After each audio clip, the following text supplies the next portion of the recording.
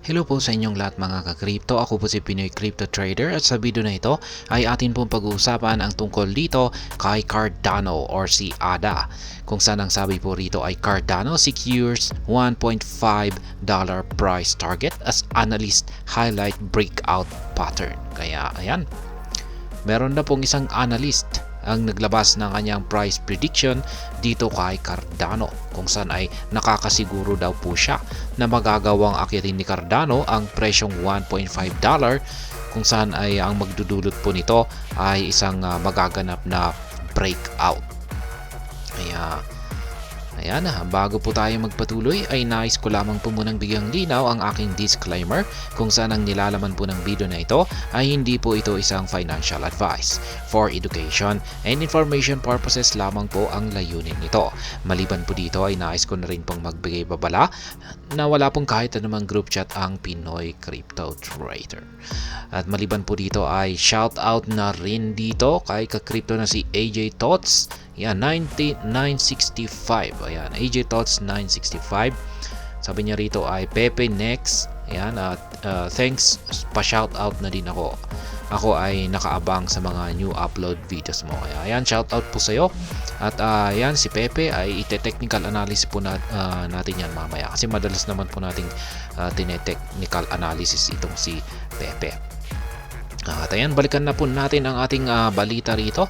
Sabi rito ay Cardano is seeing impressive bullish price action, prompting market analysts to project a breakout that could take the coin to $1.5. Kaya yan, si Cardano ay nagpapakita raw ng isang kahangahangang bullish price action or ito raw ay umaangat or tumataas yung kanyang presyo. Tuloy-tuloy lamang yung kanyang pagtaas sa presyo. At ito po ay meron pong isang market analyst ang naglabas ng kanyang prediction na magkakaroon na or makakaranas na ng isang matinding breakout itong si Cardano na siyang magiging sanhi or magdudulot para magawa po niyang akyatin ang presyong $1.5. Cardano bull and crypto capital venture founder Dan Gambardella is at the forefront of this current ADA forecast, doubling down on his conviction that the digital currency is set to break above the $1 benchmark. Kaya ayan, si Cardano bull at ang crypto capital venture founder na walang iba kundi si Ginoong Dan Gambardella ang siyang naglabas sa kanyang prediction or price forecast dito kay ADA or Cardano. At siya po yung nakapagsabi na mababasag ni Cardano ang $1 na price threshold. At yung kanyang price target ay ayan na nga, nasa $1.5. Kaya ito po yung actual na tweet ni Ginoong Dan Gambardella.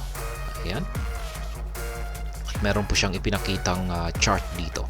Check na lamang po natin sa kanyang actual na tweet dito sa kanyang X account.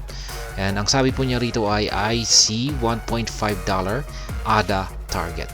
Kaya yan, nakikita daw po niya na sa hinaharap ay aakyatin ni Cardano ang presyong $1. Kaya yan, meron po tayong nakikita rito na trend resistance line. Ayan po yan. At kapag nabasag po ni Cardano ito, ay ayan po ang magiging sanhi or magdudulot para akyatin nito ang price target na binitawan dito ni Ginoong Dan Gambardella na $1.5. Ayan. The Cardano growth trend has been slow but consistently steady and following the 40% jump over the past month. Gambardella believes the coin has a chance this time. Kaya ayan, si Cardano po ay dahan-dahan lamang yung kanyang paglago. Ayan. Maski mabagal lamang po yung kanyang paglago, ay at least ang importante naman ay tuloy-tuloy yung kanyang pagtaas sa kanyang presyo. Steady lamang yung kanyang pag-angat. At yan, kasunod po nito ay siya po ay nakaranas ng 40% na mabilis na paglago nitong nakalipas po na buwan. Kaya dahil dito ay si Ginoong Dan Gambardella ay naniniwala siya na itong si Cardano ay meron po siyang tsansa ngayong market cycle na ito na magpakita ng isang matinding performance or magandang performance, kung saan ay ayan na nga, ayon sa kanyang inilabas na price forecast ay IC $1.5 ADA target. Ayan. Kikita po niya na sa hinaharap or nalalapit na hinaharap ay magagawang akyatin ni Cardano ang $1.5. At ayan, hanggang dito na lamang po tayo sa video na ito. Sana po ay inyong nagustuhan ang aking paliwanag dito. Kung inyo po itong nagustuhan ay pakiclick lamang po ang like button nito. Para naman po sa mga bago lamang dito, kayo po ay aking inaanyayahan para mag-subscribe. Pakiclick na rin po ang bell icon nito dahil ito po ang siya magsisilbing notification nito sa mga bago kong videos na akin pong ina-upload sa aking YouTube channel na ito. Marami pong salamat sa panunood. Ingat po tayo lagi at God bless po sa ating lahat.